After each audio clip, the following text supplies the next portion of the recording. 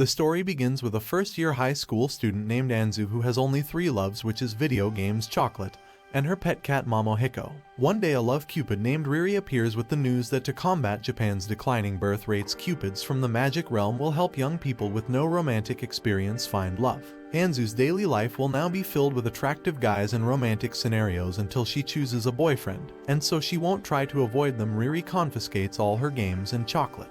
Plus, to ensure her parents don't get in the way, Riri has them transferred to America for work and they take Momohiki with them. Anzu is infuriated and swears to spite Riri by avoiding all romance as the romantic killer until Riri quits and returns her life to normal. Almost immediately, Anzu meets Tsukasa, a hot guy from her school she has repeated embarrassing moments with but is put off by his reserved, aloof personality. At home, Anzu is bored without games and when scared by a cockroach leaves the house to sulk in a park. Caught in the rain, Anzu is spotted by Tsukasa passing by with an umbrella. Despite trying to ignore signs of impending romance, Anzu is convinced to share Tsukasa's umbrella. After explaining about the cockroach, Tsukasa offers to kill it for her and a comical hunt for the cockroach ends with Anzu accidentally sitting on Tsukasa. But the cockroach is killed and they become friendly. Tsukasa finds the rain has become a typhoon, trapping him at Anzu's house overnight, which Anzu confirms is Riri's doing. Riri demands Anzu dazzle Tsukasa with her wifely cooking, so she spitefully serves cheap cup ramen for lunch, and after her bath deliberately wears her most unflattering pajamas, which can never inspire romance. Deciding to play board games, Riri causes Anzu to get all the bad cards so Tsukasa wins. Anzu burns dinner, but with Tsukasa's help they finish dinner and even prepare bentos for school.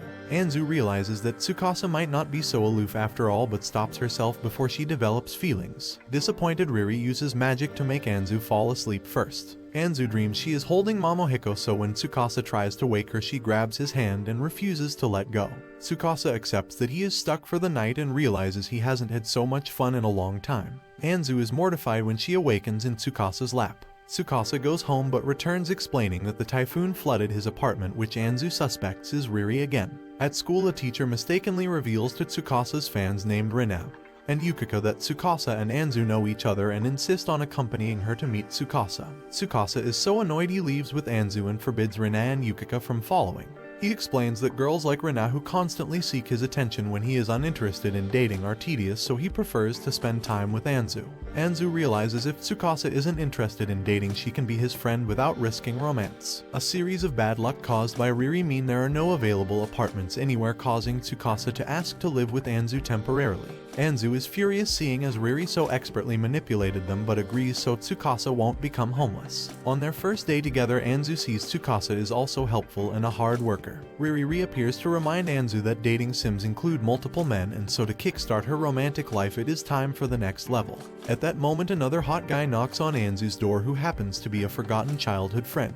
Anzu has no memories of the guy named Junta, and Riri alludes to planting fake memories in Junta's mind of a childhood crush on Anzu. And if Anzu wants to win quickly, she need only take the easy route by becoming Junta's girlfriend. Anzu is forced to play along with the fake friendship to not confuse Junta. They encounter Anzu's real friend Saki, from whom Anzu confirms everyone at school has false memories of her and Junta being friends. Rina tries to talk to Tsukasa again, who bluntly tells her to go away, angering her. Tsukasa and Junta both worry about comparing to each other, as Junta is the school's baseball prodigy and Tsukasa excels at academics. Due to mixing up their bentos, Anzu ends up eating lunch with Tsukasa and his friend Makoto, which is witnessed by Rina. Rina later interrogates Anzu about her relationship with Tsukasa, and when Anzu confirms it is not romantic, she insists Anzu help set her up with Tsukasa. Knowing Tsukasa dislikes Rina, Anzu refuses. Before Rina can become angry, a strange girl appears claiming to be Anzu's friend and tricks Rina into leaving through her overly energetic personality and intimate questions about Rina's breasts. Anzu realizes the girl is actually Riri in magical disguise. Later, Tsukasa thanks Anzu for telling no to Rina's proposal, and Riri claims to be Anzu's cousin and invites Junta to Anzu's house. Over dinner, Junta is despondent after learning Tsukasa can cook.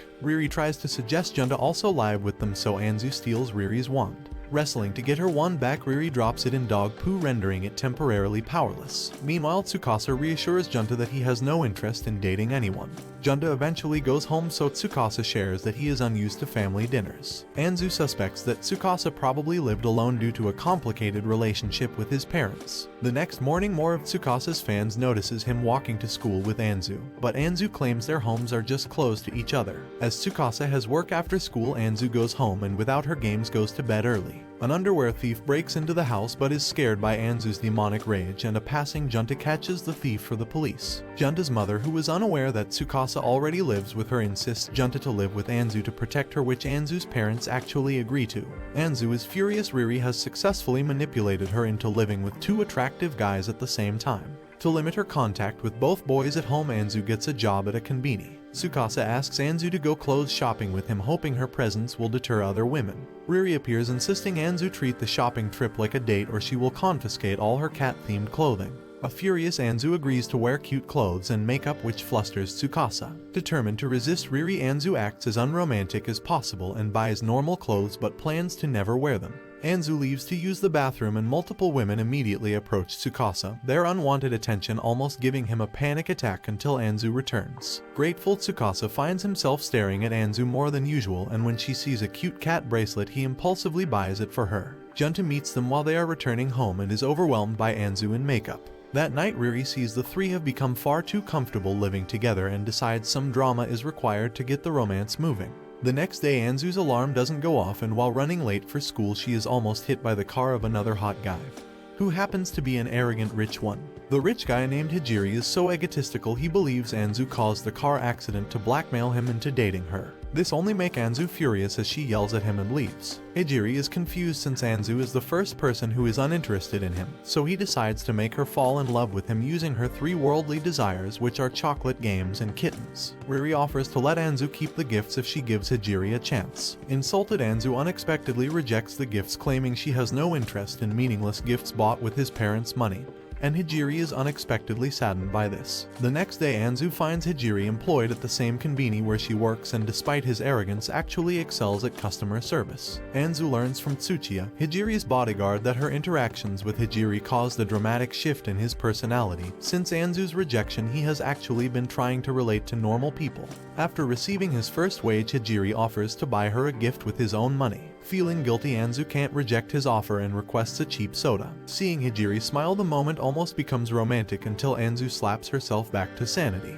Returning home, Anzu sees Tsukasa receiving a text from a girl named Arisa. By chance, Anzu encounters Arisa, who turns out to be Tsukasa's older sister, who is worried about Tsukasa's living arrangements, which makes Anzu feel guilty since Tsukasa's problems were caused by Riri. Arisa explains that Tsukasa lives alone because of their father, but she is happy Anzu is making Tsukasa more like his old self. Arisa successfully convinces Tsukasa to continue living with Anzu indefinitely. Meanwhile, Riri is disappointed Anzu still has no boyfriend. Deciding she needs more research into romance, Riri bribes Anzu to take her on a mock date, and transforms into a boy named Riho. During their date at the movies, Tsukasa sees them holding hands, but Riho simply claims that he is Anzu's other cousin, the human Riri's twin brother. Riho selects a romantic movie but realizes it doesn't actually inspire romance, as it just makes girls cry and boys bored. While sharing milkshakes, they encounter Hijiri, whom Riho tries to antagonize by pretending to be a rival for Anzu's attention. Anzu angrily drags Riho away to continue with typical date activities. Eventually, Riho decides he has enough research for another scenario,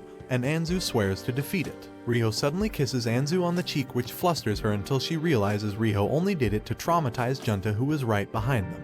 Anzu encounters Amin and Ripporin, friends from middle school, who cause her to remember a chubby boy named Tonta from elementary school. She suddenly remembers that Tonta was actually Junta's nickname, meaning she and Junta really are childhood friends, but she didn't recognize him due to his weight loss. Amin and Ripporin invite Anzu and Junta to their school reunion. Anzu is troubled. If Junta is her real childhood friend, then his crush on her must be real. Riri confirms that she never casted a spell to make Junta love her, as all she did was help them reunite after years apart. At the reunion, a boy named Ryuya insists on playing games, girls versus boys, with forfeits, but with Anzu's game skills the boys lose constantly and have to embarrassingly reveal their first crush and buy the girls ice cream. Junta arrives and Ryuya becomes bitter that Junta has become handsome and popular. Ryuya quits the reunion, but when Anzu chases him he admits that Anzu was his first crush, but he was always jealous she was closer to Junta. Anzu is able to turn him down while remaining friends, but Junta is again traumatized when Anzu claims she isn't interested in him either. Despite the rejection, Ryuya is determined to win Anzu's heart. Saki's older brother kicks her out so he can party, forcing Saki to walk to Anzu's house and accidentally discover Anzu lives with Tsukasa and Junta.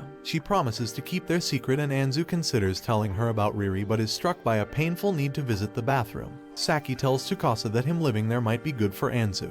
Riri confirms Anzu's toilet trouble was punishment for almost revealing her existence. Saki recalls they met when Anzu defended her from a bully in middle school, and later when an older student named Ogawa tried to force himself on her. Anzu confronted him publicly and exposed his actions. Later, Riri convinces everyone to attend the summer festival. At the festival, Ryuya meets Tsukasa and despite his own feelings for Anzu advises Junta to confess before he misses his chance. Saki meets Ogawa and freezes in fear as he claims to his friends that she is his bitter ex-girlfriend.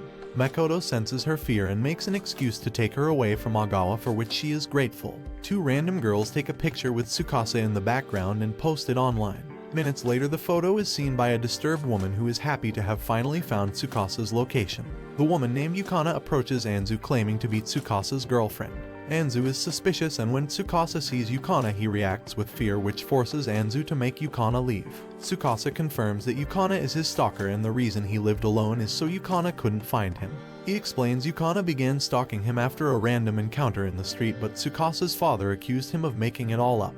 Yukana began posing as Tsukasa's girlfriend online, even once drugging him to plant cameras in the house and take intimate pictures. Tsukasa's father blamed him and began beating him, so his mother helped Tsukasa rent an apartment and transfer schools. With Yukana's return, Arisa moves into Anzu's house too. Yukana convinces some thugs to attack Anzu, but she is saved by Junta, Ryuya, Tsuchiya, and even Saki's brother, who all responded to texts Anzu never sent them. Riri confirms that she sent the texts, but rules prevent her from doing anything about Yukana, so Anzu drops her wand in dog poo again. Junta reveals to Tsukasa he only began playing baseball because Anzu once said she liked athletic guys, so he will do anything to protect her. Yukana waits for Anzu to finish work and attacks her with a knife. Tsukana comes running to protect Anzu and Yukana is arrested, but Tsukasa's father still blames him. Furious, Anzu stands up to him and takes Tsukasa home. Ijiri, whose father employs Yukana's uncle, makes sure he doesn't cover up her crimes, so Yukana is imprisoned and Riri visits Yukana's prison cell. The next day she visits Anzu as Riho and kisses her forehead while confessing his love, then simply vanishes. News arrives Yukana has lost years of memories and has no idea who Tsukasa is. Anzu's parents return home with games, chocolate, and Momohiko. With her three loves returned, Anzu wonders where Riri went. Meanwhile, Tsukasa informs Junta that he is in love with Anzu. A Cupid named Kate appears to replace Riri, but Tsukasa and Junta accidentally see her, so Kate and Anzu confess everything but are quickly forgiven. Kate reveals that Riri has been exiled for developing feelings for Anzu and using magic on Yukana, so Anzu blackmails Kate into letting her see Riri. With Riri transformed into Riho, Anzu thanks him for making her life better. Riho admits he wants to stay with Anzu, so she declares to Kate that there is a chance she might make Riho her boyfriend. By Cupid law, Kate cannot separate potential lovers and Riho is allowed to stay. Anzu's parents return to America and Tsukasa and Junta continue living with Anzu. Riri announces the love Cupids have decided that Anzu must choose a boyfriend before graduating high school, or she will lose games, chocolate, and Momohiko permanently. Kate is assigned to another human in need of romantic assistance who happens to be the amnesiac Yukana. And this brings the anime to an end. I will be uploading similar videos, so turn on notifications so you don't miss out. Until next time, farewell.